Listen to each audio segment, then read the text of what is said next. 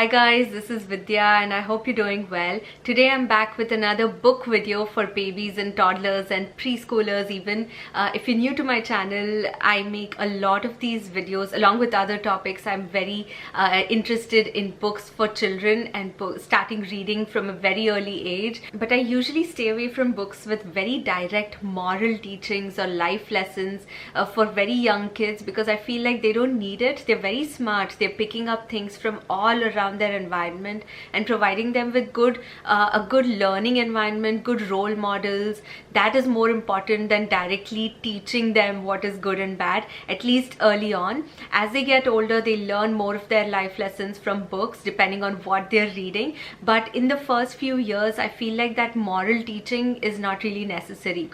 Having said that, there are wonderful books that teach children about feelings and what, just about the world around them without being too preachy. For books like these, the age is really flexible. Like they can keep reading these all the way until they are adults. Some of these books have such beautiful illustrations and even beautiful messages that even adults love them. They also make for really good gifts because they're not on the top of a parent's list, so they probably won't buy it themselves for their children. So if you have someone whom you want to give a meaningful present, some of these are really good. So let's get started. There's lots of ideas in here.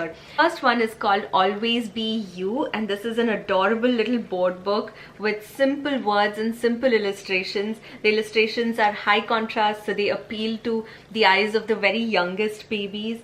If you've seen my other videos, I stress heavily on rhyming words for little babies and toddlers, and this one is especially sweet because it doesn't focus only on the positive emotions, it also focuses on the negative ones.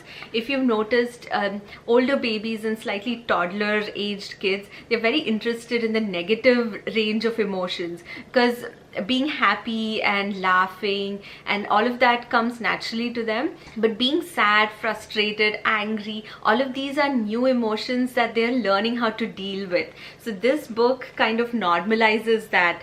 So it says, I want you to feel happy, I want you to feel sad, I want you to feel no emotion is bad. It kind of makes it normal to feel all these emotions. It ends on a note that says, I want you to love me, I want you to love you, I want you to love whoever you want to. So it has kind of deeper meanings even. So this was sent to me recently and I wish I had something like this when Vikrant was younger because this is such an adorable book.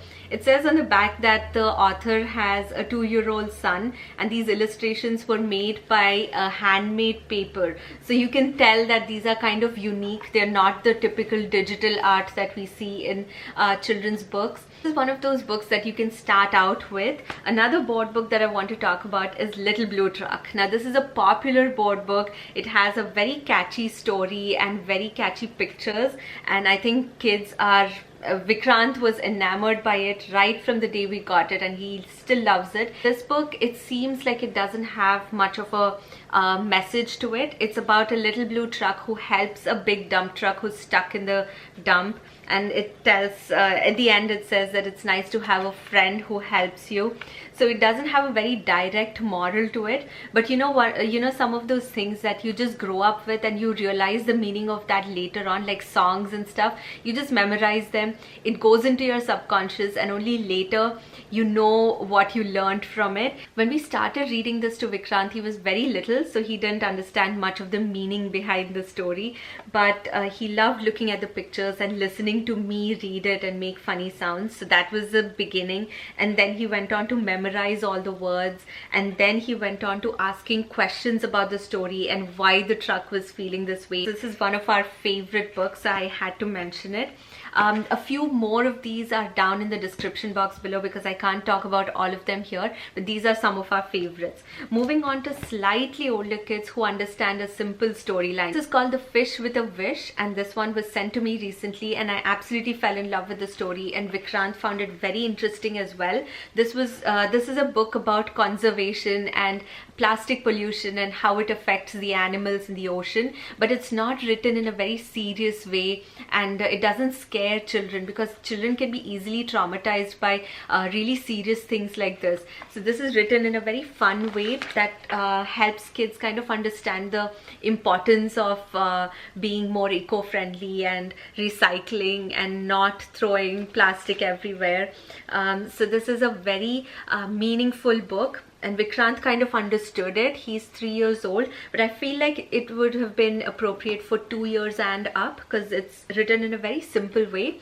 So this is about a little fish who helps the animals in the ocean who are suffering because of plastic being stuck in their bodies. He helps this little whale who swallowed a bunch of plastic and things like that. He makes it a little bit better. But I love that it talks about this current topic, because our children are growing up in a world where this is going to be a major problem, and they didn't ask for it. They just inherited it because of our careless acts of just dumping plastic everywhere, not thinking about recycling, not being responsible with our lives, right? So this is a good introduction to the reality of that, but not in a depressing way. Again, it's written in a very sweet way. It ends with a hope, it ends with a beautiful message. The illustrations are okay, but the story is what redeems it for me. The story is very unique. I haven't seen a book like this. There are books about conservation and stuff for older children, but this appeals to really young toddlers. So this is one book that I really recommend.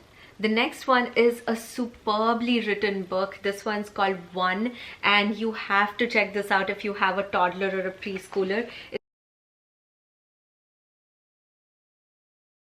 If you look at this book, you won't believe it, but it talks about bullying and peer pressure and standing up for yourself in a very simple way. It doesn't have any characters or any people to identify with. It just has simple images. So it's just about this color blue that feels picked on by red, and he's too scared to stand up, and all these other colors are also not standing up for him.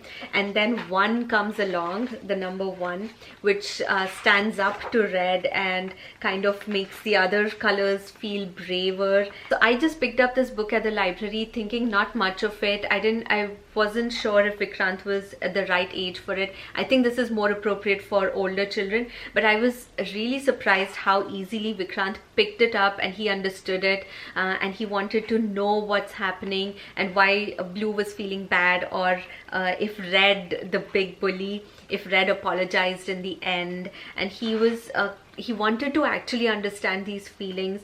And I think it's credit to the book. It's a beautifully written book that appeals to little children who deal with these kind of things either at preschool or kindergarten or first grade even. And I think it appeals to even adults also, to just stand up for yourself and for others when you're right. This next one is called What Do You Do With an Idea? It's an excellent book in my opinion. I loved reading it, and I can't wait to read it to Vikrant when he's older. And this basically talks about a little boy who finds an idea. It's an abstract kind of a picture of an idea, but what he does with it. In the beginning, he's kind of new to it. He doesn't know what to do with it, but then the idea grows, and he knows how to he grows to nurture it, and he makes friends with the idea, and then in the end it just takes flight. And the writing and the illustrations are honestly one of the best I've seen in a children's book. And I feel like it's not just for children. Like, the message it has is to believe in yourself and your idea, no matter how crazy it might seem, and that even adults need to be reminded of sometimes. So this book is kind of sentimental in that way, this and the one that I'm about to talk about. So What Do You Do With an Idea makes for a great gift for either a graduating student or a student just about to start school, or an adult who needs to be reminded to believe in themselves. The last one I want to talk about is Oh, the Places You'll Go by Dr. Seuss. This is a famous book that I've spoken about in one of my other videos as well. But this was actually a speech made by Dr. Seuss at a high school or a college graduation, and they put it in a book format with all these crazy pictures. If you haven't read any Dr. Seuss books, the unique thing about them is the way the message is conveyed. It's always very quirky, funny poetry, and combined with really crazy illustrations that always engage a child, and they get the message across in a very different way. So I love this book. This is not really for babies because they're not going to understand it. They might be interested in looking at these pictures, like how Vikrant was. He loved looking at these pictures and he loved listening to me read it. For some reason, I think it was just the way the words sound, but he loved this book when he was younger as well.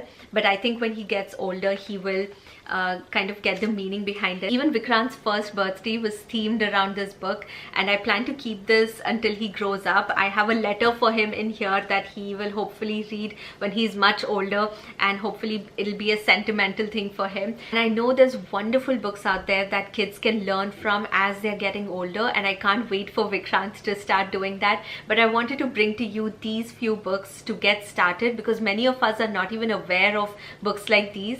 So I thought I'll show you some of my favorites. All the others are in the link in the description box below, so do check them out if you're interested in more of these. So I hope you got some new ideas from this video, and I'll see you in one of my next videos. Until then, take care. Bye.